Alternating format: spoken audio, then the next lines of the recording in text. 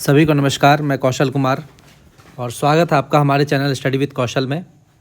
आज हम लोग बायोलॉजी का सबसे difficult chapter classifications of livings यानी कि सजीवों का वर्गीकरण चैप्टर पढ़ने जा रहे हैं। ये सबसे लंबा चैप्टर है। इसमें जो सबसे पहला पार्ट है वो है माइक्रो ऑर्गेनिज़म। ठीक है, माइक्रो ऑर्गेनिज़म, ठीक, जिसमें हम लोग पढ़ते हैं बैक्टीरिया, ठीक है, एल्गी, फंगस, प्रोटोजोआ और वायरस। ठीक है, लेकिन ये माइक्रो ऑर्गेनिज्म करके बहुत लोग अलग चैप्टर पढ़ाते हैं। मैं क्लासिफिकेशन ऑफ लिविंग में ही इस सब को इंक्लूड करूँगा। और क्लासिफिकेशन ऑफ लिविंग्स का 2 पार्ट आएगा। पहले पार्ट में मैं बैक्टीरिया तक पूरे डिटेल में बताऊँगा कि क्लासिफिकेशन कैसे किया गया है और बैक्टीरिया क्या होता है, बैक्टीरिया तक बताऊँगा। और दूसरे पार्ट में, दूसरे क्लास में मैं आपका प्रोटिस्टा, ठीक है, फंगस, वायरस, ये सब पढ़ाऊँगा। ठीक, ये 3 को, और तीनों पूरे डिटेल में समझिए। ये पूरे बायोलॉजी का सबसे बेस्ट क्लास होने वाला है, सबसे बेस्ट क्लास। और मैंने इतने अच्छे तरीके से इसको करवाया है। और 11th क्लास का टॉपिक जो जिससे एग्ज़ाम में क्वेश्चन पूछता है उसको भी मैंने कुछ हद तक क्लियर किया है। ठीक है, बहुत कुछ 10th क्लास से कवर नहीं होता है, तो मैंने 11th का भी पार्ट कुछ लिया है। ठीक है, और इसका 2 वीडियो आने के बाद तीसरा वीडियो में आएगा एनिमल किंगडम, तीसरा वीडियो में एनिमल किंगडम, और चौथा वीडियो में आएगा प्लांट किंगडम। उसके बाद एक वीडियो आएगा प्लांट मॉर्फोलॉजी, जिसमें हम लोग पढ़ेंगे प्लांट का टिश्यू, ठीक है, प्लांट में रिप्रोडक्शन, ठीक है, प्लांट में कैसे जनन होता है। ठीक, उसके बाद हम लोग पढ़ेंगे प्लांट हार्मोन, ठीक है, और उसके बाद हम लोग प्लांट मॉर्फोलॉजी में 4 चीज़ आता है, और लास्ट में प्लांट डिजीज़, प्लांट में जो डिजीज़ होता है। तो ये यहाँ तक आपका चल जाता है क्लासिफिकेशंस वाला चैप्टर। ये बहुत लॉन्ग चैप्टर है, इसमें 4 से 5 क्लास तो मिनिमम लगता ही है। ठीक है, और हम लोग कोई भी चीज़ छोड़ेंगे नहीं, पूरे डिटेल में पढ़ेंगे। चलिए आते हैं सबसे पहले, क्लासिफिकेशन किसको बोलते हैं। समान लक्षण, गुण, संरचना आदि के आधार पर सजीवों को समूहों में बांटना ही, ताकि इनके बारे में अध्ययन करना आसान हो जाए। यानी कि जितने भी जीव हैं उनको क्या करेंगे, छोटे छोटे ग्रुप्स में डिवाइड कर देंगे और इन ग्रुप्स का अध्ययन करेंगे। एक ग्रुप का क्या खासियत है, अगर उनका लक्षण समान है, गुण समान है, संरचना समान है, तो उसको एक टाइप में डिवाइड कर देंगे। तो ये होता है क्लासिफिकेशन। अब आते हैं study of classification. Study of classification कहलाता है टैक्सोनॉमी यानी कि वर्गीकी। ठीक है, इसी को हम लोग सिस्टेमेटिक्स भी बोल देते हैं, क्रमबद्धता। ठीक है, ये सिस्टेमेटिक्स एक ग्रीक वर्ड है जो सिस्टेमा शब्द से बना है, ग्रीक के सिस्टेमा शब्द से बना है। और टैक्सोनॉमी का अर्थ क्या होता है, क्रम में रखने का नियम, यानी कि एक सीक्वेंस में रखने का नियम, सीक्वेंस में रखने का नियम। आगे आते हैं, फादर ऑफ टैक्सोनॉमी किसको कहा गया है। फादर ऑफ टैक्सोनॉमी कहा गया कार्लस लिनियस को। किसको कहा गया है, कार्लस लिनियस को। और इन्होंने बुक जो लिखा था वो लिखा था सिस्टेमा नेचुरी बुक लिखा था, ये भी आपको याद रखना है। और ये जो सिस्टेमा नेचुरी बुक है, इस पुस्तक में कार्लस लिनियस ने जीवधारियों को 2 जगत में डिवाइड किया है, एक तो प्लांट किंगडम, दूसरा एनिमल किंगडम। प्लांट जगत में क्या होता है, जिसमें प्रेजेंस ऑफ सेल वॉल, मतलब सेल वॉल पाया जाएगा, और एनिमल में एब्सेंस ऑफ सेल वॉल, यानी कि सेल वॉल अनुपस्थित रहेगा, नहीं पाया जाएगा। ठीक, ये 2 पार्ट में डिवाइड किया गया। लेकिन तो हम लोग कह सकते हैं कि 2 क्लास किंगडम कौन दिया है, कार्लस लिनियस। ठीक, इसके बाद आपसे पूछता है कि जीवों का वैज्ञानिक आधार पर वर्गीकरण किसने किया, तो वो अरस्तु ने किया, अरिस्टोटल ने किया।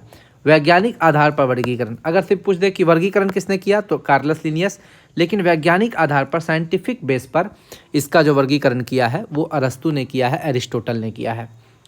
अब ये जो वर्ड है टैक्सोनॉमी, इसके जनक तो कहे जाते हैं कार्लस लिनियस, लेकिन टैक्सोनॉमी शब्द नाम किसने दिया है, तो टैक्सोनॉमी नाम देने वाले हैं कैंडेलो 1813 में। ठीक, और हम लोग ये चीज़ समझते हैं कि जितने भी जीव हैं पूरे विश्व में, जीव जंतु प्लांट, जितने भी चीज़ हैं, मतलब जितने भी लिविंग थिंग्स हैं, उनको टोटल 7 स्टेप्स में, 7 पद में डिवाइड किया गया है, जिसको टैक्सॉन बोलते हैं और वर्गक बोलते हैं, यानी कि वर्गीकरण के 7 स्टेप्स हैं। इन 7 स्टेप्स को आप यहाँ देख सकते हैं, 1 2 3 4 5 6 7।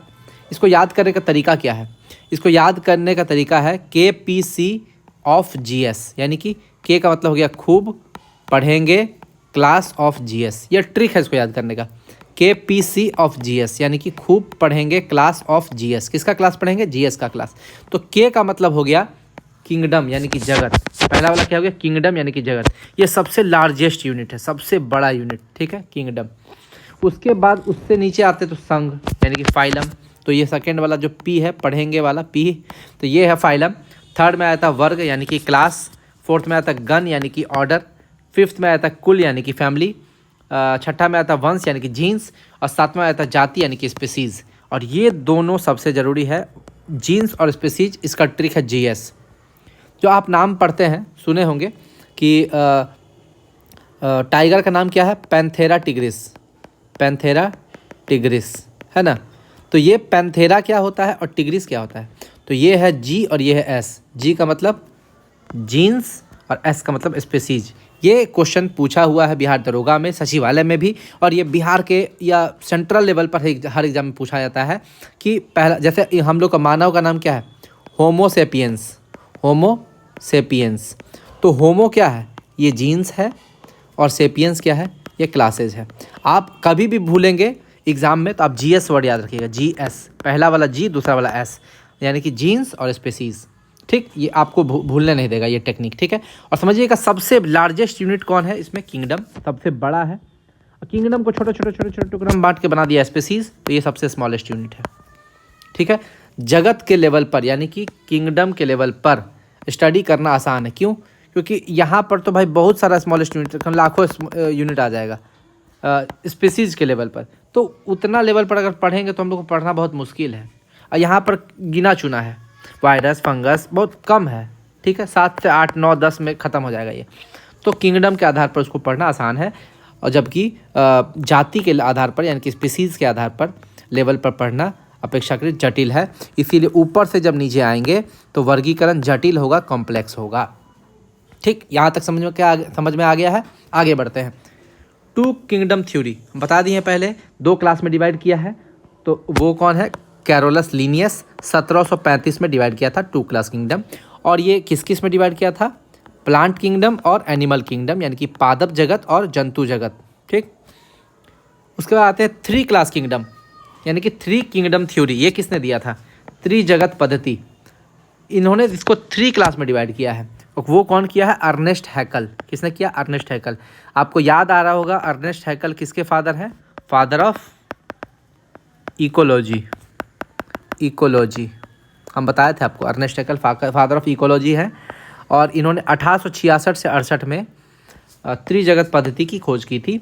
और इन्होंने 3 पार्ट में किसको डिवाइड किया था? पादप, जंतु और प्रोटिस्टा। तो पहले तो पादप और जंतु थे ही, लेकिन अब आ गया नया वर्ड, क्या नया आ गया? प्रोटिस्टा। प्रोटिस्टा में 3 चीज़ होगा आपको, शैवाल, कवक और प्रोटोजोआ। एल्गी, फंगस और प्रोटोजोआ। एल्गी, फंगस और प्रोटोजोआ। तो ये प्रोटिस्टा वर्ड आपको याद रखना है। आगे 4 क्लास किंगडम, 4 जगत पद्धति, ठीक है। 4 किंगडम थ्योरी किसने दिया था? तो कोपलैंड ने दिया था। कोपलैंड 1938 में, 1938 से 56 इनका ये था, एक्सपेरिमेंट का टाइम था। और इन्होंने 4 प्लांट में किसको डिवाइड किया था? उसका नाम क्या था? मोनेरा, प्रोटिस्टा, ठीक, मेटाफाइटा और मेटाजोआ। तो ये जो मेटाफाइटा है इसी को बोलते हैं प्लांट, और मेटाजोआ है इसी को बोलते हैं एनिमल। यूपीपीसीएस में एक क्वेश्चन पूछा था कि जो कोपलैंड ने जो थ्योरी दिया था 4 किंगडम थ्योरी, उसमें मेटाजोआ किसको बोलते हैं? तो मेटाजोआ बोलते हैं प्लांट को। तो ऐसा हो सकता है कि किसी एग्जाम में पूछ दे आपसे मेटाफाइटा पूछा है तो मेटाजोआ भी पूछ दे, या एनिमल को बोलते हैं। आगे आते हैं 5 जगत पेंटा किंगडम थ्योरी, 5 जगत पद्धति। ये किसने दिया था? R.H. विटेकर ने। याद रखिए फंगी का भी खोज इन्होंने ही किया था, फंगी का, ठीक है। किसने किया था? R.H. विटेकर ने। और R.H. विटेकर ने 1969 में पेंटा किंगडम थ्योरी दिया था। इनके अनुसार 5 किंगडम कौन कौन है? Monera, Protista, fungi, Plantae, Animalia. और इसको सबसे बेस्ट माना गया है। क्या माना गया है? सबसे बेस्ट माना गया है। अब ये जो लिखे हुए हैं UNI यानी कि यूनिसेलुलर, PROK यानी कि prokaryotic, unicellular eukaryotic, multicellular eukaryotic, cell wall present, ये सब आपको इस ग्राफ से समझ में आ जाएगा। सबसे पहले आते हैं ये सेल। सेल को डिवाइड किया गया है प्रोकैरियोटिक और यूकैरियोटिक में। हम लोग पहले पढ़ चुके हैं प्रोकैरियोटिक सेल जो है वो अनडेवलप्ड है, ठीक है, वो प्रिमिटिव है, मतलब कि पुराना है, ठीक है। इसमें न्यूक्लियस डिफाइंड नहीं होता है, न्यूक्लियर मेम्ब्रेन भी नहीं होता है, ठीक है। इसमें एक माइटोकॉन्ड्रिया पाया जाएगा, ठीक है। इसमें जो राइबोसोम है वो 30S, 50S और 70S टाइप का होता है, ठीक है। और भी बहुत सारा तरीका है, और ये इसका शरीर जो है सिंपल होता है, जबकि वही आते हैं प्रोकैरियोटिक में तो इसका शरीर कॉम्प्लेक्स होता है, ठीक। ये वेल डिफाइंड है, ठीक है, न्यूक्लियस वेल डिफाइंड है, यानी कि न्यूक्लियर मेम्ब्रेन भी होता है इसमें, ठीक। उसके बाद इसमें एक से ज़्यादा माइटोकॉन्ड्रिया होगा, मोर देन वन, ठीक। और इसमें 40S, 60S और 80S टाइप के राइबोसोम पाए जाते हैं। तो ये सब कुछ बताया था मैंने, सेल चैप्टर आप पढ़ेंगे तो उसमें बताया था कि सेल को दो पार्ट में डिवाइड किया गया है, प्रोकैरियोटिक और यूकैरियोटिक में। प्रोकैरियोटिक हमेशा और हमेशा यूनिसेलुलर होते हैं, ये कभी भी मल्टी सेलुलर नहीं होते, एक कोशिकीय होते हैं। तो प्रोकैरियोटिक और यूनिसेलुलर में आपका एकमात्र एग्जाम्पल है मोनेरा। अब मोनेरा में कौन कौन आएगा? जीवाणु, नील हरित शैवाल और माइकोप्लाज्मा। जीवाणु यानी कि बैक्टीरिया, नील हरित शैवाल यानी कि ब्लू ग्रीन एल्गी, और याद रखिएगा इसी को बोल देते हैं साइनोबैक्टीरिया। साइनोबैक्टीरिया किसी का नाम नहीं है, ये ब्लू ग्रीन एल्गी का ही नाम है। माइकोप्लाज्मा को ही बोलते हैं PPLO, प्लूरोनिमोनिया लाइक ऑर्गेनिज्म। इसी का खोज कौन किया था? एंटोनी वॉन लीवनहॉक, इसलिए एंटोनी वॉन लीवनहॉक को क्या बोलते हैं? फादर ऑफ माइक्रोबायोलॉजी, यानी कि जीवाणु जगत के पिता। आगे आते हैं यूकैरियोटिक। यूकैरियोटिक को दो पार्ट में डिवाइड किया गया है, एक यूनिसेलुलर, एक मल्टीसेलुलर। यूकैरियोटिक में आपका यूनिसेलुलर है प्रोटिस्टा, और प्रोकैरियोटिक में यूनिसेलुलर है मोनेरा। यही अंतर है दोनों में। मोनेरा क्या है? प्रोकैरियोटिक में यूनिसेलुलर है, और प्रोटिस्टा क्या है? यूकैरियोटिक में यूनिसेलुलर है, ठीक। यही अंतर, तो यही हम लिखे थे, मोनेरा में यूनिसेलुलर है प्रोकैरियोटिक में, प्रोटिस्टा यूनिसेलुलर है यूकैरियोटिक में। तो मोनेरा प्रोटिस्टा का काम खत्म। अब फंगस वगैरह देखते हैं, इसमें समझ में आ जाएगा। अब ये जो मल्टी सेलुलर है, इस मल्टी सेलुलर को दो पार्ट में डिवाइड किया गया है, ऐसा जिसमें सेल वॉल प्रेजेंट हो और ऐसा जिसमें सेल वॉल एब्सेंट हो। जिसमें सेल वॉल होगा ही नहीं, उसमें एनिमेलिया एकमात्र एग्जाम्पल है। मानो उसमें सेल वॉल एब्सेंट होता है, लेकिन सेल वॉल प्रेजेंट वाला में दो चीज़ हो जाता है, एक तो जो अपना खाना स्वयं बनाए ऑटोट्रॉफ, और दूसरा अपना खाना स्वयं नहीं बनाए। तो जो ऑटोट्रॉफ हैं वो होते हैं प्लांट। प्लांट को दो पार्ट में डिवाइड किया है, एल्गी और प्लांट। उसी तरह हेट्रोट्रॉफ जो है वो उसमें एकमात्र एग्जाम्पल है फंगी। तो अब हम लोग इसको समझ सकते हैं, अगर फंगी का डेफिनेशन देना हो तो ऊपर से आएंगे। फंगी क्या है? यूकैरियोटिक है, मल्टी सेलुलर है, और सेल वॉल प्रेजेंट है, और हेट्रोट्रॉफ है। तो यहाँ हम लोग देख सकते हैं फंगी में multi cellular, eukaryotic, cell wall present, heterotroph. Plant का बात करते हैं, प्लांट पे कैसे पहुँचेंगे? प्लांट पे पहुँचेंगे, आएंगे eukaryotic, multi cellular, cell wall present, autotroph, ठीक है। तो eukaryotic, multi cellular, cell wall present, autotroph. Animal में कैसे पहुंचेंगे? Eukaryotic, multi cellular, cell wall absent. तो ये जो आपका तरीका था वो आपका इस ग्राफ से पूरे डिटेल में समझ में आ जा रहा है। अब बाइनोमियल नोमेनक्लेचर हम आपको बता ही दिए हैं। जैसे होमोसेपियंस है तो पहला वाला वर्ड जीन्स बताएगा, दूसरा स्पीसीज बताएगा। इसका टेक्निक हम आपको बता दिए थे, GS है, ठीक। और जैसे एग्जाम्पल, लायन का है नाम पैंथेरा लियो, टाइगर का नाम है पैंथेरा टिग्रिस, लियोपार्ड का नाम है पैंथेरा लेपार्डस। तो समझिए शेर, बाघ और आपका लियोपार्ड यानी कि आपका हो गया चीता, है ना। तो पैंथेरा सब में कॉमन है, और ये तीनों अलग अलग है, ठीक है। यानी कि बहुत ऐसे जानवर हैं जिसमें जीन्स सेम होंगे लेकिन स्पीसीज अलग होगी, ठीक है, स्पीसीज अलग होगी। लियो, टिग्रिस, पार्डस। आगे आते हैं मोनेरा। अब देखिए हम लोग एक एक करके पढ़ेंगे। कैसे पढ़ेंगे? सबसे पहले पढ़ेंगे मोनेरा, फिर प्रोटिस्टा, फिर फंगी, फिर प्लांटिया, फिर एनिमेलिया, ऐसे करके पढ़ेंगे, ठीक है। तो आज के वीडियो में सिर्फ हम लोग मोनेरा पढ़ेंगे, क्योंकि मोनेरा बहुत लंबा है। बैक्टीरिया वगैरह इसी में आ जाता है। मोनेरा में कौन कौन आता है? बैक्टीरिया, ब्लू ग्रीन एल्गी यानी कि नील हरी शैवाल, और माइकोप्लाज्मा। पूरे डिटेल में पढ़ेंगे बैक्टीरिया को बढ़िया से, मोनेरा को अच्छे से। चलिए मोनेरा, जो मोनेरा को डिवाइड किया है दो पार्ट में, ठीक है, आर्कियोबैक्टीरिया और यू बैक्टीरिया। मोनेरा को दो पार्ट में डिवाइड किया गया है, और इसको डिवाइड किए कार्ल वीज।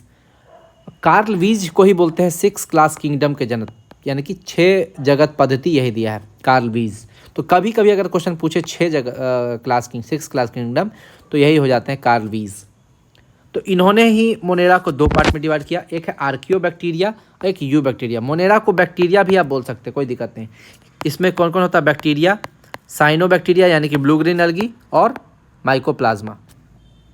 तो आर्कियोबैक्टीरिया जो है, जो पहला वाला पार्ट है, इसको पहले पढ़ लेते हैं आर्कियोबैक्टीरिया, फिर यू बैक्टीरिया पढ़ेंगे। आर्कियोबैक्टीरिया जो है ये प्रकृति में आने वाले सबसे पहले जीव है, सबसे पहले जीव, इसीलिए इसको आद्य जीवाणु भी बोलते हैं। बहुत आद्य मतलब एकदम प्राचीन पुराना वाला। ये प्रतिकूल परिस्थिति में भी जीवित रह लेते हैं, इसलिए अभी तक टिके हुए हैं, जैसे इसका एग्जाम्पल है थर्मोएसिडोफिल्स। ये पूछता है थर्मोएसिडोफिल्स यानी कि अम्लीय और गर्म वातावरण में ये भी जीवित रह सकते हैं। कैसे? थर्मो का मतलब हो गया गर्म और एसिडो का मतलब हो गया अम्ल। गर्म और अम्ल वाले जगह में ये जीवित रह सकते हैं, अम्लीय जगह में। हेलोफिल्स, हेलो का मतलब होता है लवण। हेलो कहीं भी वर्ड आ जाए, जैसे हेलोफाइट है ना, तो हेलो वर्ड आ जाए इसका मतलब होता है लवण, यानी कि सॉल्टी एरिया में। तो लवणीय क्षेत्र में ये जीवित रह जाते हैं। ऐसे बैक्टीरिया जो लवणीय क्षेत्र में जीवित रहते हैं उसको हेलोफिल्स बोलते हैं। अगला मेथेनोजन। मेथेनोजन क्या होता है? ये रूमिनेंट यानी कि जुगाली करने वाले पशु के शरीर में पाया जाता है। तो आपसे एक क्वेश्चन पूछता है कि मेथेनोजन मतलब कि इसमें मीथेन गैस निकलता है, जो जुगाली करते हैं उसके मुंह से मीथेन गैस निकलता है। देखिएगा, जुगाली करने वाले पशु जो होते हैं जैसे गाय भैंस, इन लोग को ऐसा विश्वास नहीं होता है कि इनके मालिक जो है इनको बाद में भी खाना देंगे, तो ये क्या करते हैं, पेट में अतिरिक्त खाना खा लेते हैं, उसको बाद में निकाल के उसको चबाते हैं। वो चबाते रहते हैं उसको दिन भर, ठीक है। तो जुगाली करने वाले पशु के मुंह से मीथेन गैस निकलती है। आपसे क्वेश्चन पूछता है तो और मीथेन गैस कहाँ से निकलती है? खानों से, ठीक है। कोयले की खान से मीथेन गैस निकलती है। और मीथेन गैस कहाँ से निकलती है? पैडी फील्ड्स से, यानी कि धान के खेत से। धान के खेत से भी मीथेन गैस निकलती है। तो ये आपसे क्वेश्चन पूछ सकता है। अब आते हैं यू बैक्टीरिया। और एक चीज़ और समझिएगा, जो आर्कियोबैक्टीरिया है ये फोटोसिंथेसिस से आपका नहीं करता है, यानी कि प्रकाश के द्वारा खाना नहीं बनाता है। ये अपना खाना बनाता है, कीमोसिंथेसिस है। ये ऑटोट्रॉफ तो है, अपना खाना खुद बनाएगा, लेकिन प्रकाश से नहीं, केमिकल प्रक्रिया के द्वारा। इसलिए इसको कीमोसिंथेसिस बोलते हैं, कीमोसिंथेसिस, ठीक। अब आते हैं हम लोग यू बैक्टीरिया। यू बैक्टीरिया का बात करेंगे तो इसमें आपका सेल वॉल पाया जाता है, ठीक। लेकिन इसमें सेल वॉल के साथ फ्लैजेला पाया जाता है, और इसी को ट्रू बैक्टीरिया बोलते हैं, ट्रू बैक्टीरिया। जैसे इसको हम लोग बोले थे ना, पुराना आद्य बैक्टीरिया, आद्य जीवाणु है, प्रकृति में सबसे पहले आया था, इसको हम लोग बोलते हैं ट्रू बैक्टीरिया। और एक चीज़ और समझना है, जो यू बैक्टीरिया है इसके सेल वॉल के साथ फ्लैजेला लगा रहता है। तो आपसे क्वेश्चन पूछ देगा कि ऐसा कौन सा बैक्टीरिया है जिसके, या ऐसा कौन सा मोनेरा है जिसके सेल वॉल के साथ फ्लैजेला लगा रहता है। फ्लैजेला होता क्या है? फ्लैजेला हम बताए थे सेल वाले चैप्टर में कि 2 चीज़ होता है, फ्लैजेला और सीलिया, कशाब और पक्षमाभ, ठीक है। इसको बोला जाता है हिंदी में कशाब और इसको इंग्लिश में बोलता है पक्षमाभ। ये जीवधारियों में चलने के लिए, मोशन के लिए ज़रूरी होता है, जैसे एक स्थान से दूसरे स्थान पर जाने के लिए। तो यू बैक्टीरिया जो है वो मोशन कर सकते हैं, और सेल वॉल के साथ फ्लैजेला लगा होता है। इस टाइप का शेप होता है फ्लैजेला का, ऐसे निकला हुआ। तो इनको बोलते हैं विप लाइक स्ट्रक्चर। विप यानी कि चाबुक की तरह स्ट्रक्चर होता है, विप लाइक स्ट्रक्चर, ठीक। आगे आते हैं, यू बैक्टीरिया जो है वो मुख्यतः हेटेरोट्रॉफ होता है, यानी कि अपना खाना खुद नहीं बनाते हैं, दूसरे के खाने पर डिपेंडेंट होते हैं। लेकिन एक ऐसे यू बैक्टीरिया है जो अपना खाना खुद बनाते हैं, जिसको बोलते हैं साइनोबैक्टीरिया, नील हरी शैवाल, ब्लू ग्रीन एल्गी। साइनोबैक्टीरिया को ही बोलते हैं ब्लू ग्रीन एल्गी, यानी कि नील हरी शैवाल। ये प्रकाश संश्लेषण करते हैं, फोटोसिंथेटिक बैक्टीरिया है, जो ऑटोट्रॉप है, यानी कि अपना खाना खुद बनाएंगे तो ऑटोट्रॉप ही होंगे, लेकिन ऑटोट्रॉप में कौन है? फोटोसिंथेटिक है, यानी कि अपना खाना खुद बनाते हैं। तो ये भी आपको समझ में आ गया। तो ये था मोनेरा का 2 पार्ट में डिवीज़न। अब डिटेल में पढ़ेंगे बैक्टीरिया, साइनोबैक्टीरिया वगैरह के बारे में। बैक्टीरिया यानी कि जीवाणु, इसकी खोज 1676 ईस्वी में एंटोनी वॉन ल्यूवेनहॉक ने की थी, ठीक है। कहाँ पर की थी? तो दांत की खुरचन में, डेंटल पल्प में, दांत की खुरचन में, डेंटल पल्प में। ये आपसे क्वेश्चन पूछ सकता है कहाँ पर खोज की थी। और इसीलिए एंटोनी वॉन ल्यूवेनहॉक को क्या बोलते हैं? Father of bacteriology, father of bacteriology. आगे आते हैं, बैक्टीरिया नाम किसने दिया था? बैक्टीरिया नाम दिया था एरेनबर्ग। किसने नाम दिया था? एरेनबर्ग। खोज किया था एंटोनी वॉन ल्यूवेनहॉक लेकिन नाम दिया था एरेनबर्ग। और बैक्टीरिया नाम का अर्थ क्या है? स्मॉल स्टिक, छोटी छड़ी। बैक्टीरिया का जो न्यूक्लियस है यानी कि नाभिक है वो प्रिमिटिव है और अनडिफाइंड। हम पहले ही बोल चुके हैं कि मोनेरा किस में आता है। मोनेरा को जब डिवाइड करेंगे तो प्रोकैरियोटिक, कैरियोटिक और यूनिसेलुलर, ठीक है, यानी कि प्रोकैरियोटिक और एक कोशिकीय। तो प्रोकैरियोटिक जहाँ हुआ तो न्यूक्लियस होगा ही नहीं उसमें, प्रिमिटिव होगा, पुराना होगा और अनडिफाइंड होगा। यानी कि इसमें ना तो आपको न्यूक्लियर मेम्ब्रेन यानी कि केंद्रक झिल्ली नहीं पाया जाएगा, न्यूक्लियोलस यानी कि केंद्रिका भी नहीं पाया जाएगा, झिल्ली युक्त कोशिकांग भी नहीं पाया जाएगा, जैसे कि इंडोप्लाज्मिक रेटिकुलम नहीं पाया जाएगा, गोल्जी अपैरेटस नहीं पाया जाएगा, माइटोकॉन्ड्रिया नहीं पाया जाएगा, कुछ भी नहीं पाया जाएगा। इसका बैक्टीरिया का जो है आपका बहुत प्रिमिटिव है, इसका सेल डेवलप्ड नहीं है, ठीक। तो लेकिन इसमें माइटोकॉन्ड्रिया नहीं है तो ये सांस कैसे लेता है, खाना कैसे, एनर्जी कैसे अपना गेन करता है, ये सब आगे पढ़ेंगे। इसमें माइटोकॉन्ड्रिया की जगह मेसोसोम होते हैं, वो बताएंगे आगे। पहले इसको देख लेते हैं। बैक्टीरिया का सेल वॉल, बैक्टीरिया में सेल वॉल पाया जाता है। हम बताए थे सेल वॉल सिर्फ प्लांट में पाया जाता है, लेकिन बैक्टीरिया में भी सेल वॉल पाया जाता है। और बैक्टीरिया का सेल वॉल किसका बना होता है? पेप्टिडोग्लाइकन। ये आपसे क्वेश्चन पूछा हुआ एग्जाम में, पेप्टिडोग्लाइकन का बना होता है। पेप्टिडोग्लाइकन में दो चीज़ होता है, पॉलीसेकेराइड और अमीनो एसिड, पॉलीसेकेराइड और अमीनो एसिड। इसीलिए कभी कभी बैक्टीरिया को प्लांट जगत में भी रख देते हैं, प्लांट किंगडम। जब हम लोग प्लांट किंगडम पढ़ेंगे वहाँ पे बैक्टीरिया भी पढ़ लेंगे। क्यों? क्योंकि बैक्टीरिया आपका प्लांट किंगडम में भी आता है। अब देखिए बैक्टीरिया का सेल वॉल में तीन चीज़ होगा, लिपिड, प्रोटीन और काइटिन। लिपिड, प्रोटीन और काइटिन, ठीक। बैक्टीरिया में माइटोकॉन्ड्रिया की जगह मेसोसोम होते हैं। तो ये देखिए आप समझिए मेसोसोम होता क्या है। ये आपका सबसे बाहरी परत है सेल वॉल। क्या है? Cell wall. ये उसके अंदर का परत है, ये परत है सेल मेम्ब्रेन, यानी कि कोशिका बाहर वाला हो गया कोशिका भित्ति, अंदर वाला हो गया कोशिका झिल्ली, ठीक है। तो कोशिका झिल्ली जो है अंदर वाला सेल मेम्ब्रेन, उससे अटैच रहता है ये ऐसे ऐसे ऐसे ऐसे आपका स्ट्रक्चर, ठीक है। ये स्ट्रक्चर में आपका श्वसन कोशिकाएं होती है, रेस्पिरेटरी सेल्स, ठीक। और इसी श्वसन कोशिकाओं को बोलते हैं मेसोसोम, ठीक है। और अतः जीवाणु में श्वसन संबंधी क्रिया मेसोसोम में पाई जाती है। ये इसी में, ये कहाँ पे अटैच होते हैं? सेल मेम्ब्रेन में अटैच होते हैं। अब देखिए बैक्टीरिया का बात करें तो इसमें मुख्य डीएनए पाया जाता है, ठीक। और वो डीएनए गुणसूत्र के साथ पाया जाता है, यानी कि क्रोमोसोम के साथ पाया जाता है। आप समझ सकते हैं बैक्टीरिया, आप जब पढ़िएगा वायरस तो वायरस में भी डीएनए और आरएनए दोनों पाया जाता है। तो हम लोग पढ़ लिए बैक्टीरिया में भी डीएनए पाया जाता है और ये आपको क्रोमोसोम के साथ पाया जाता है। और इसका आकार कैसा होता है? सर्पिलाकार, यानी कि ये इस टाइप का सर्पिलाकार। तो यानी कि बैक्टीरिया का जो डीएनए है उसका आकार कैसा होता है? सर्पिलाकार, स्पाइरल। अतिरिक्त गुणसूत्रीय डीएनए आपसे पूछ सकता है, एक्स्ट्रा क्रोमोसोमल डीएनए, इसमें अतिरिक्त गुणसूत्रीय डीएनए होता है। इसका शेप होता है सर्कुलर, यानी कि वर्तुल, जिसे प्लाज्मिड कहते हैं, जिसे हम लोग क्या कहते हैं? प्लाज्मिड। आपसे क्वेश्चन पूछेगा ऐसा कौन सा बैक्टीरिया है जिसके क्या बोलते हैं, जिसके एक्स्ट्रा क्रोमोसोमल डीएनए का शेप जो है वो सर्कुलर होता है, तो उसको बोलेंगे प्लाज्मिड। तो ये इस टाइप का क्वेश्चन आपसे पूछा जाता है। तो ये देखिए सर्कुलर कैसे, ये इस टाइप से होगा, ये तो बाहर वाला हो गया, उसी तरह अंदर वाला इसके ऊपर से होगा, ओवरलैप करेगा। तो ये प्लाज्मिड जो है ये क्या करता है? बैक्टीरिया में एंटीबायोटिक रेसिस्टेंस का काम करता है, एंटीबायोटिक रेसिस्टेंस। तो आपसे ये चीज़ समझ लीजिए, मुख्य डीएनए, इसमें दो तरह का डीएनए पाया जाता है बैक्टीरिया में। एक वो मेन डीएनए होता है और एक एक्स्ट्रा क्रोमोसोमल डीएनए होता है। मेन डीएनए का काम क्या है? एक बैक्टीरिया से दूसरा बैक्टीरिया तक उसका गुण को लेके जाना। लेकिन एक्स्ट्रा क्रोमोसोमल डीएनए का यूज क्या होता है? ये बैक्टीरिया को रेसिस्टेंस प्रोवाइड करता है एंटीबायोटिक से। जैसे जब भी हम लोग को कोई बीमारी होता है, ठीक है, बैक्टीरिया से कोई बीमारी होगा, जैसे टीबी हो गया, आपका टाइफाइड हो गया, कुछ भी हो गया, बैक्टीरिया से जो भी बीमारी होगा तो हम लोग एंटीबायोटिक खाते हैं ना, एंटीबायोटिक। तो ये एंटीबायोटिक क्या करता है? बैक्टीरिया को मारता है। लेकिन अब जब आप बार बार बैक्टीरिया को एंटीबायोटिक खाने लगिएगा तो बैक्टीरिया में पाया जाता है प्लाज्मिड। यही प्लाज्मिड जो हम आपको बताया है, एक्स्ट्रा क्रोमोसोमल डीएनए, ये क्या करता है? एंटीबायोटिक रेसिस्टेंस क्रिएट करता है बैक्टीरिया में, ठीक।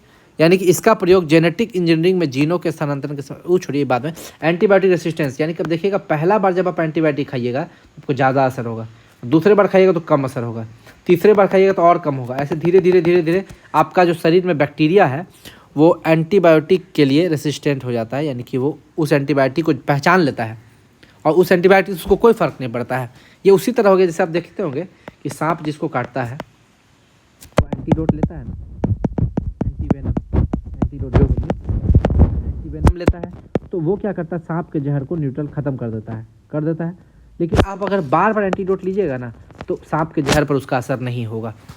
वही चीज़ है, ये प्लाज्मिड जो बैक्टीरिया में पाया जाता है वो एंटीबायोटिक रेसिस्टेंस का काम करता है। और इस प्लाज्मिड का प्रयोग कहाँ होता है, इसका प्रयोग जेनेटिक इंजीनियरिंग में जीनों के स्थानांतरण के लिए किया जाता है। जीनों का स्थानांतरण जब होता है, जीन ट्रांसफ़र, उस समय इस प्लाज्मिड का प्रयोग किया जाता है। ये एंटीबायोटिक रेसिस्टेंस का काम करता है। आगे आते हैं। अब जैसे एक UPPCS में ये क्वेश्चन पूछा था राजस्थान वाले एग्जाम में, ठीक है। ये PBR 322 है, क्या है PBR 322 में P का मतलब है प्लाज्मिड, B एंड R यानी कि बोलीवर और रोड्रिज, ये साइंटिस्ट हैं जो इसका खोज किए थे। ये एक प्लाज्मिड है, ठीक है। और 322 क्या है, एक्सपेरिमेंट नंबर, यानी कि 322वां नंबर एक्सपेरिमेंट में ये डिस्कवरी हुआ था। आप समझ सकते हैं PBR 322 क्या है, एक तरह का प्लाज्मिड है। BR क्या है, साइंटिस्ट का नाम है बोलीवर और रोड्रिज, और 322 क्या है, एक्सपेरिमेंट है। टाई प्लाज्मिड क्या होता है, टी प्लाज्मिड, ये ट्यूमर के उपचार के इसमें प्रयोग होता है, ट्यूमर। और ये टी प्लाज्मिड जो होता है TIT, इसमें एग्रोबैक्टीरियम ट्यूमीफेंसिएसिस नामक जीवाणु पाया जाता है। आपसे पूछ सकता है कि टी प्लाज्मिड जो है उसमें कौन सा जीवाणु पाया जाएगा, तो एग्रोबैक्टीरियम ट्यूमीफेसिएंसिस। तो इसका प्रयोग होता है कहाँ पर, ट्यूमर के उपचार में प्रयोग होता है इसका। तो ये दोनों बहुत इंपॉर्टेंट है, आपको बहुत बुक में नहीं मिलेगा लेकिन मैंने बता दिया है। बैक्टीरिया की संरचना हम बताए थे पहले जब आपको डिजीज चैप्टर पढ़ाए थे, आप जाके देख लीजिएगा, रिवीजन हो रहा है आपका। डिजीज चैप्टर जब हम पढ़े थे तो उसमें हम लोग पढ़े थे कि इस बैक्टीरिया का संरचना के आधार पर उसको डिवाइड किया गया है। जैसे अगर कोई सर्कुलर है, कोई आपका कॉमा शेप का है तो क्या नाम होगा, जैसे कोई कोमा शेप का है, ठीक है, तो उसका नाम पड़ेगा विब्रियो, यानी कि विब्रियो कॉलेडी। जैसे विब्रियो कोलेडी होता है, हैजा का जीवाणु कौन है, विब्रियो कोलेडी। उसका नाम विब्रियो क्यों पड़ा, क्योंकि वो कॉमा शेप का है। देखिए इस तरह का होता है, इस तरह होगा और किनारे में को पुच्छी जैसा निकला रहेगा। तो ये नहीं लग रहा है जैसे कॉमा जैसा, है ना, कॉमा के शेप का। अगर जो ऐसा बैक्टीरिया जो रड शेप का होता है, यानी कि छड़ के आकार का, उसको बोलते हैं बैसिलस। जैसे LAB बैक्टीरिया, LAB बैक्टीरिया का फुल फॉर्म क्या होता है, लैक्टिक एसिड बैक्टीरिया। वो रड शेप का होता है, लैक्टिक एसिड बैक्टीरिया।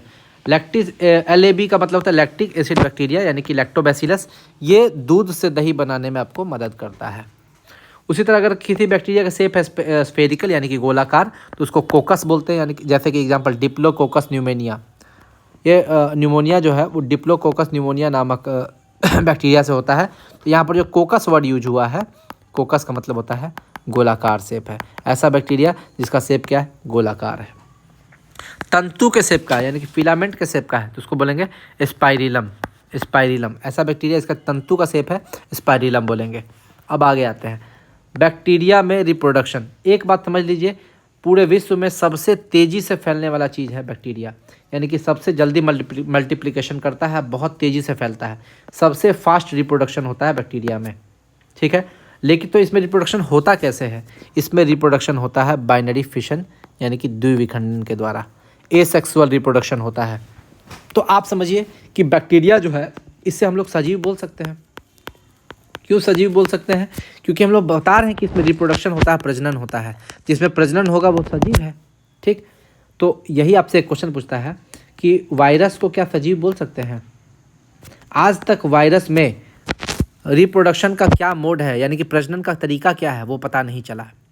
फिर वायरस को हम लोग क्या बोल देते हैं, निर्जीव। तो क्या वायरस को निर्जीव बोल सकते हैं, वायरस मल्टीप्लिकेशन तो करता है, एक वायरस से दूसरा वायरस से तीसरा वायरस। तो वायरस सजीव भी है, निर्जीव भी है। ये सजीव और निर्जीव के बीच में योजक कड़ी का काम करता है, कनेक्टिव लिंक का काम करता है वायरस। वो जब बाहर में है, जब एक जगह पड़ा हुआ है, तो वो क्या है, एक निर्जीव वस्तु का काम करता है वायरस। लेकिन जैसे ही कोई बॉडी मिलता है, उसको कोई होस्ट मिलता है, और जैसे ही हमारे शरीर में घुसता है तो वो सजीव हो जाता है। तो वायरस जो है सजीव भी है, निर्जीव है, उसके बीच में कड़ी का काम करता है, ठीक है। इसी वायरस के बारे में डिस्कशन हम लोग आगे करेंगे अगले वीडियो में, पार्ट 2 में। तो बैक्टीरिया में रिप्रोडक्शन जो होता है वो आपका बाइनरी फिशन तरीका से होता है, द्विविखंडन से होता है। और द्विविखंडन क्या, एसेक्सुअल रिप्रोडक्शन। जहाँ भी एसेक्सुअल रिप्रोडक्शन होगा वहाँ पर क्या होता है, मीटोसिस। क्या होता है, मिटोसिस। ये मैंने आपको बताया था रिप्रोडक्शन चैप्टर में। नोट, एक कोशिकीय जीव हमेशा द्विविखंडन प्रक्रिया द्वारा प्रजनन करते हैं। हम आपको पहले ही बता चुके हैं कि बैक्टीरिया जो है वो किस में आएगा, यानी कि बैक्टीरिया यानी कि मोनेरा, ये आएगा आपका प्रोकैरियोटिक और यूनिसेलुलर। तो वैसा बात है, यूनिसेलुलर है तो ये द्विविखंडन ही करेगा। और द्विविखंडन क्या होता है, जैसे ये बैक्टीरिया है तो बीच से फट जाएगा और दो अलग अलग पार्ट में डिवाइड हो जाएगा, यानी कि ये कभी मरता नहीं है। जब हम लोग पढ़े थे मानव का जब रिप्रोडक्शन पढ़े थे, तो एक पेरेंट सेल होता था, वो डाउटर सेल बनाता था। डाउटर सेल बनाता है, 2 बनाए 4 बनाए जो भी बनाए, तो पेरेंट सेल खत्म हो जाता था, सिर्फ डाउटर सेल बचता था। यानी कि इसमें मृत्यु होती है सेल की, ठीक है। लेकिन बैक्टीरिया के केस में क्या होता है, द्विविखंडन प्रक्रिया द्वारा होता है, तो इसमें सेल की मृत्यु नहीं होती है। सेल इमॉर्टल, अमरता कहलाता है, यानी कि बैक्टीरिया कभी मर नहीं सकता, ठीक है। अमरता का गुण होता है, अमरता का गुण नहीं होता है, अमरता का गुण होता है इसमें। आगे आते हैं, स्वपोषी बैक्टीरिया 2 प्रकार के होते हैं जो अपना खाना खुद से बनाते हैं। एक तो कीमोसिंथेटिक और एक फोटोसिंथेटिक, पहले बता चुके हैं। जो रसायन संश्लेषी हैं और जो प्रकाश संश्लेषी हैं। जो सनलाइट से अपना खाना बनाते हैं वैसे बैक्टीरिया का एग्जाम्पल है नील हरित शैवाल, यानी कि blue grain algae cyanobacteria, green sulphur bacteria और पर्पल सल्फर बैक्टीरिया। तो ये 3 आपका एग्जाम्पल है फोटोसिंथेसिस का, नील हरित शैवाल, blue green algae, green sulphur bacteria और पर्पल सल्फर बैक्टीरिया। कीमोसिंथेटिक का बात करते हैं तो इसमें होगा नाइट्रोकोकस, नाइट्रोसोमोनास, सल्फर जीवाणु, हाइड्रोजन जीवाणु और आयरन जीवाणु। ये आपका हो जाता है कीमोसिंथेटिक बैक्टीरिया। चलिए अब साइनोबैक्टीरिया के बारे में देख लेते हैं, यानी कि ब्लू ग्रीन एल्गी। ये पृथ्वी पर आने वाले प्रथम प्रकाश संश्लेषी जीव है, यानी कि जो फोटोसिंथेसिस से अपना खाना बनाते हैं उसमें सबसे पहले आने वाले जीव कौन है, साइनोबैक्टीरिया। और ये आपको नाइट्रोजन फिक्स करने वाली सेल, इसमें साइनोबैक्टीरिया में नाइट्रोजन को फिक्स करने वाली एक सेल होती है, जिसको हेटेरोसिस्ट बोलते हैं। नाइट्रोजन फिक्स करने वाली का मतलब क्या हुआ कि नाइट्रोजन का फिक्सेशन करेगा, यानी कि नाइट्रिफिकेशन इसको बोलते हैं, ठीक है। नाइट्रोजन फिक्सेशन को नाइट्रिफिकेशन बोलते हैं। जैसे वायुमंडल में जो नाइट्रोजन है, हमारा शरीर उसको डायरेक्ट इंटेक नहीं कर सकता, नहीं खा सकता। नाइट्रोजन का यूज डायरेक्ट नहीं कर सकते, हम लोग कैसे यूज करेंगे, नाइट्रोजन को बना देंगे या तो नाइट्राइट या तो नाइट्रेट। नाइट्राइट को हमारा शरीर ले सकता है, नाइट्रेट को हमारा शरीर इंटेक कर सकता है, लेकिन वायुमंडलीय नाइट्रोजन को नहीं ले सकता है। तो वायुमंडलीय नाइट्रोजन से नाइट्राइट बनाने वाला जो साइनोबैक्टीरिया है उसका नाम है नाइट्रोमोनास, नाइट्रोमोनास। और नाइट्राइट से नाइट्रेट बनाने वाला है नाइट्रोबैक्टर, नाइट्रोबैक्टर। तो इसको हम लोग आगे पढ़ते हैं। सहजीवी नाइट्रोजन स्थिरीकरण, यानी कि सिम्बायोटिक नाइट्रोजन फिक्सेशन। इसमें आपका सिम्बायोटिक नाइट्रोजन फिक्सेशन में कौन कौन आ जाता है, सबसे पहला आता है राइजोबियम बैक्टीरिया। ये सहजीवी की तरह रहता है और ये कहाँ रहता है, लेगुमिनस प्लांट के रूट नोड्यूल्स पर। लेगुमिनस प्लांट यानी कि दलहनी पादप, ठीक है, उसके जड़ में पाया जाता है कौन, राइजोबियम बैक्टीरिया, ठीक। और ये बैक्टीरिया क्या करता है, नाइट्रोजन फिक्सेशन करता है।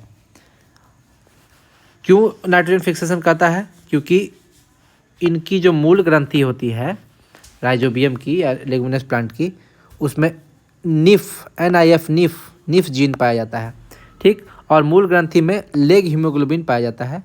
लेग हीमोग्लोबिन में आयरन और मोलिब्डेनम पाया जाता है, ये भी आपको पता होना चाहिए, ठीक। और लेगुमिनस प्लांट के रूट नोड्यूल्स में राइजोबियम बैक्टीरिया पाया जाता है। तो नाइट्रोजन फिक्सेशन करने वाला आपको कौन कौन याद हो गया बैक्टीरिया में, एक तो हो गया राइजोबियम, एक नाइट्रोमोनास और एक नाइट्रोबैक्टर, 3 आपको याद हो गया है।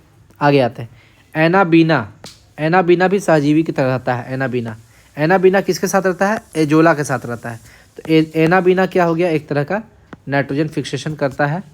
और ये साइनोबैक्टीरिया एनाबीना। और एजोला क्या है, एक टेरिडोफाइट है, टेरिडोफाइट। जब हम लोग प्लांट किंगडम पढ़ेंगे तो प्लांट किंगडम को 3 पार्ट में डिवाइड किया गया है, थैलोफाइटा, ब्रायोफाइटा और टेरिडोफाइटा। तो एजोला जो है वो एक टेरिडोफाइटा का में आता है। अगला नॉस्टॉक। नॉस्टॉक को का यूज चाइना में सलाद के रूप में किया जाता है, तो ये भी एक साइनोबैक्टीरिया है, इसको बाद में पढ़ लेंगे। ट्राइकोडेस्मियम इरिथ्रियम। ट्राइकोडेस्मियम इरिथ्रियम जो है ये भी एक नीलहरित शैवाल है, यानी कि ब्लू ग्रीन एल्गी है। यह रेड सी को लाल रंग प्रदान करता है, यानी कि लाल रंग, रेड सी का लाल रंग के लिए यही जिम्मेवार होता है। ट्राइकोडेस्मियम एरिथ्रियम। ठीक, आगे आते हैं। मुक्त जीवी अवस्था में पाए जाने वाले, यानी कि जो फ्री रहते हैं, मुक्त जीवी अवस्था में जो नाइट्रोजन फिक्सेशन करते हैं उसका नाम है क्लोस्ट्रीडियम और एजोटोबैक्टर। क्लोस्ट्रीडियम और एजोटोबैक्टर ये बिना किसी के हेल्प के नाइट्रोजन फिक्सेशन कर देते हैं। ये आपका ये जो 4 गो एग्जाम्पल हम आपको दिए, राइजोबियम, एनाबीना, नॉस्टॉक और ट्राइकोडेस्मियम एरिथ्रियम, ये सहजीवी की तरह से रहते थे। ठीक है, लेकिन ये दोनों जो है आपका सहजीवी में नहीं रहते थे। नाइट्रोमोनास और नाइट्रोबैक्टर ये अलग रहते थे। ठीक है, उसी तरह जो मुक्त जीवी है, यानी कि वो किसी का हेल्प नहीं लेते हैं, ठीक है, उसमें आ जाएगा क्लोस्ट्रीडियम और एजोटोबैक्टर। देखिए कितना बैक्टीरिया हो गया आपका, 1 2 3 4 5 6 7 8 गो है जो नाइट्रोजन फिक्सेशन करता है। तो ये सारा आपको याद रखना है। ठीक, अब ये समझिए, एक ये भी तरीका है कि जैसे वायुमंडलीय नाइट्रोजन से हम बना दिए नाइट्राइट, नाइट्राइट से बन गया नाइट्रेट, तो इसमें कौन हेल्प किया, नाइट्रोमोनास और नाइट्रोबैक्टर। लेकिन एक ऐसा भी जीवाणु होता है जो नाइट्राइट से फिर बना देगा नाइट्रोजन, यानी कि नाइट्रोजन चक्र, जो नाइट्रोजन साइकिल उसको कंप्लीट कर देगा। यानी कि नाइट्रोजन से बना आपका नाइट्राइट, नाइट्राइट से नाइट्रेट, फिर नाइट्रेट से बना देगा, वायुमंडलीय नाइट्रोजन में छोड़ देगा। तो ऐसा बैक्टीरिया को हम लोग क्या बोलते हैं, डीनाइट्रिफिकेंस, यानी कि विनाइट्रिकारी जीवाणु। मिट्टी की उपजाऊ क्षमता कम करने वाले जीवाणु को डीनाइट्रिफिकेंस यानी कि विनाइट्रिकारी जीवाणु बोलते हैं। क्यों करते हैं, क्योंकि ये नाइट्रोजन को फिक्स होने ही नहीं देते। क्यों नहीं होने देते, तुरंत नाइट्राइट से वायुमंडलीय नाइट्रोजन बना देते हैं। ठीक, तो ये क्या करते हैं, विनाइट्रिकारी जीवाणु नाइट्रेट से वायुमंडलीय नाइट्रोजन में कन्वर्ट कर देते हैं। और इसमें कौन प्रयोग होता है, स्यूडोमोनास। तो एक यहाँ से उल्टा याद रखिएगा, उल्टा काम करता है ये, नाइट्रोजन फिक्सेशन का जस्ट उल्टा डीनाइट्रिफिकेशन करता है। और इसमें कौन है, स्यूडोमोनास, स्यूडोमोनास। आगे बढ़ते हैं, जीन क्लोनिंग क्या है। अब बैक्टीरिया का यूज देख रहे हैं। ठीक है, जीन क्लोनिंग, जैसे कि जब भी किसी स्पीसीज़ का जीन एक से दूसरे स्पीसीज़ में डाला जाता है, एक स्पीसीज़ से दूसरे स्पीसीज़ में डाला जाता है या ट्रांसफ़र किया जाता है, तो इस प्रक्रिया को बोलते हैं जीन क्लोनिंग। ठीक है, और इस प्रकार जो प्लांट्स बनते हैं उसको ट्रांसजेनिक प्लांट बोलते हैं। जैसे कौन कौन सा प्लांट बना था, BT cotton, BT corn, BT potato, BT tomato और बीटी बैगन। जो भारत का सबसे पहला ट्रांसजेनिक क्रॉप है वो बीटी बैगन है। ठीक है, बीटी वर्ड का मतलब क्या होता है, बीटी वर्ड का मतलब होता है बैसिलस थुरिंजिएंसिस बैक्टीरिया। ठीक है, होता क्या था पहले, कॉटन जो होता था, कॉटन के ऊपर एक कीड़ा लग जाता था। ठीक है, वो कीड़ा क्या होता था, कॉटन को पनपने ही नहीं देता था। तो उसमें हम लोग देखें कि बीटी एक बैक्टीरिया है, बैसिलस थुरिंजिएंसिस बैक्टीरिया, इसका जीन अगर डाल दिया जाए कॉटन में, ठीक है, तो कॉटन में कीड़ा नहीं लगेगा। इस बैक्टीरिया के अंदर एक क्राई प्रोटीन पाया था। क्या पाया था, क्राई प्रोटीन। क्राई प्रोटीन बनता है जो कॉटन को नष्ट करने वाले कीट को पनपने नहीं देता है। यानी कि क्राई प्रोटीन के जीन को कॉटन में डाल दिया जाता है, जिससे क्या होता है, कॉटन जो है कीट प्रतिरोधी हो जाता है, कॉटन को बचा लिया जाता है कीड़ा लगने से। उसी तरह कॉटन हो गया तो कॉर्न भी है, कॉर्न को भी बचाया जाता है, पोटैटो को भी, टोमेटो को भी, बैगन को भी। लेकिन बाद में इसको बंद कर दिया गया क्योंकि मानव पर इसका नेगेटिव इफेक्ट भी आने लगा था, इसलिए इसको बंद कर दिया गया। अगला है पैस्चुराइजेशन, बैक्टीरिया का यूज बता रहे हैं। यानी कि इसमें क्या, इसका खोज किया था लुई पास्चर, पैस्चुराइजेशन का। लुई पास्चर आपका पैस्चुराइजेशन का भी कौन किया था और फर्मेंटेशन का भी खोज किया था। ठीक, रेबीज के टीके का खोज भी यही किया था लुई पास्चर। तो ये पैस्चुराइजेशन में करता क्या है, पैस्चुराइजेशन में आपको 2 टेम्परेचर जरूर याद रखना है। दूध को एक तो अगर आप 71 डिग्री सेल्सियस पर गर्म कर रहे हैं तो उसको 15 सेकंड तक गर्म कीजिए। लेकिन अगर आप 62.8 डिग्री सेल्सियस पर गर्म कर रहे हैं तो 30 मिनट तक गर्म कीजिए। इसमें होता क्या है, दूध में मौजूद जो बैक्टीरिया है उसको मार देता है, जो हार्मफुल बैक्टीरिया उसको मार देता है। इसका डिमेरिट भी है, इसमें यूजफुल बैक्टीरिया भी मर जाता है। ठीक है, तो पैस्चुराइजेशन जो है ये एक प्रक्रिया है, इसमें 2 टेम्परेचर आपको याद रखना। 71 डिग्री सेल्सियस पर अगर आप गर्म कर रहे हैं तो 15 सेकंड तक, और 62.8 डिग्री सेल्सियस पर गर्म कर रहे हैं तो 30 मिनट तक आपको गर्म करना पड़ेगा। ये सबसे ज़्यादा पूछता है 62.8 डिग्री सेल्सियस वाला। अगला है स्टरलाइजेशन यानी कि निर्जलीकरण। इसमें होता क्या है, ऑटोक्लेव यंत्र जो होता है, ऑटोक्लेव यंत्र में इंस्ट्रूमेंट को रखा जाता है। और ये इंस्ट्रूमेंट कौन सा, हॉस्पिटल का इक्विपमेंट। जैसे कि आप कोई ऑपरेशन करता है डॉक्टर, तो ऑपरेशन करने के बाद उसको एक इक्विपमेंट में रखता है जिसको ऑटोक्लेव बोलते हैं, ऑटोक्लेव। और ये ऑटोक्लेव का काम क्या है, स्टेरलाइजेशन, निर्जलीकरण, यानी कि जीवाणुनाशी, बैक्टीरिया को समाप्त करना। अगर मान लीजिए कि कोई सर्जन जो है वो किसी सर्जन चाकू का यूज किया किसी पेशेंट पर, उसी को दूसरे पेशेंट पर यूज कर देगा, तो वो तो उसका बैक्टीरिया दूसरे में चला जाएगा, तो वो हार्म करेगा। तो स्टेरलाइजेशन प्रोसेस जो है, इसमें एक ऑटोक्लेव यंत्र होता है जो करता क्या है कि जो भी इंस्ट्रूमेंट है उस पर 110 से 120 डिग्री सेल्सियस तापमान देता है, ठीक। और दाब जो है 100 पाउंड का देता है, 100 पाउंड, ठीक है, दाब देता है। और कितना समय तक, 15 मिनट तक इसको देता है, जिससे क्या होता है इसमें सारा बैक्टीरिया जो समाप्त हो जाता है। उसके बाद वो चाकू या फिर कैंची जो भी है जो किसी दूसरे पेशेंट पर यूज किया है, उसको वो दूसरे पेशेंट पर यूज कर सकता है। वो उसमें जीवाणु को, बैक्टीरिया को ख़त्म कर देता है, हार्मफुल बैक्टीरिया को। हमारे शरीर में, हमारी आंतों में, लार्ज इंटेस्टाइन में एक बैक्टीरिया पाया जाता है, इसको बोलते हैं ई कोलाई बैक्टीरिया, इसी को कॉलीफॉर्म बैक्टीरिया भी बोलते हैं, जो हमारी लार्ज इंटेस्टाइन के साथ सिम्बायोटिक रिलेशनशिप में रहती है, सहजीवी में रहती है। सिम्बायोटिक रिलेशनशिप कहते किसको है कि दोनों एक दूसरे का फ़ायदा करेगा। ई कोलाई बैक्टीरिया है, यहाँ लार्ज इंटेस्टाइन है, तो लार्ज इंटेस्टाइन इसको क्या करेगी, ई कोलाई बैक्टीरिया को फूड दे देगी, खाना देगी। तो ई कोलाई बैक्टीरिया इसको क्या करेगी, प्रोटेक्शन देगी, सुरक्षा देगी। तो दोनों एक दूसरे का हेल्प कर रहा है। ये ई कोलाई बैक्टीरिया हमारे शरीर में विटामिन के तथा विटामिन बी कॉम्प्लेक्स की फॉर्मेशन करते हैं। किसका फॉर्मेशन करते हैं, विटामिन के और विटामिन बी कॉम्प्लेक्स का। कॉलन में, लार्ज इंटेस्टाइन का कॉलन में आपका E coli bacteria large intestine के साथ सिम्बायोटिक रिलेशनशिप में रहता है तथा लार्ज इंटेस्टाइन को अनेक बीमारियों से बचाता है। यही ई कोलाई बैक्टीरिया शरीर में वाटर के एब्जॉर्प्शन में मदद करता है, याद रखिएगा, पानी के, जल के अवशोषण में मदद करता है। यदि हमारे शरीर से ई कोलाई बैक्टीरिया की कमी हो जाए तो शरीर में वाटर का एब्जॉर्प्शन नहीं होगा, जिससे मल में काफ़ी पानी निकल जाएगा और हम लोग को लूज मोशन हो जाएगा। तो ई कोलाई बैक्टीरिया नहीं होगा तो लूज मोशन हो जाएगा हम लोग को। और यही ई कोलाई बैक्टीरिया विटामिन के और विटामिन बी कॉम्प्लेक्स बनाने में भी हेल्प करता है, और ये हम लोग को बहुत सारा चीज़ से, अनेक बीमारियों से बचाता भी है। और क्या ई बैक्टीरिया का काम है, ई बैक्टीरिया जो है इसकी मदद से मानव इंसुलिन बनाया जाता है, हार्मोन बनाया जाता है। जैसे कि जो इंसुलिन होता है वो शुगर कंट्रोल करता है हमारे बॉडी में, लेकिन जिसको डायबिटीज़ का बीमारी हो जाता है उसका इंसुलिन तो निकलता नहीं है शरीर से। और इंसुलिन नेचुरली जो हमारा शरीर बनाता है वो पैनक्रियाज यानी कि अग्न्याशय के बीटा सेल के द्वारा बनता है। लेकिन जब हम लोग को क्या हो जाता है, डायबिटीज़ बीमारी हो जाता है, तो बीटा सेल जो है, पैनक्रियाज का बीटा सेल, वो इंसुलिन निकालता नहीं है, तो हम लोग को इंसुलिन आर्टिफिशियल तरीक़ा से निकालना पड़ता है, जो ई कोलाई बैक्टीरिया से बनाया जाता है। तो आपसे ये भी क्वेश्चन पूछता है कि मानव इंसुलिन जो है वो कैसे बनाया जाता है, तो ई कोलाई बैक्टीरिया की मदद से। अगला हम लोग पढ़ने जा रहे हैं माइकोप्लाज्मा। माइकोप्लाज्मा जो है ये स्मॉलेस्ट सेल है, जिसका साइज होता है 0.1 से 0.3 माइक्रोमीटर, ठीक है। और ये यूनिसेलुलर प्रोकैरियोटिक तो पते हैं, पहले बता चुके हैं। और इसे PPLO भी कहा जाता है, प्लूरोनिमोनिया लाइक ऑर्गेनिज्म, ठीक है। इसे joker of the plant kingdom भी बुलाता है, क्योंकि ये बहुत छोटा होता है, इसका साइज सबसे स्मॉलेस्ट सेल है।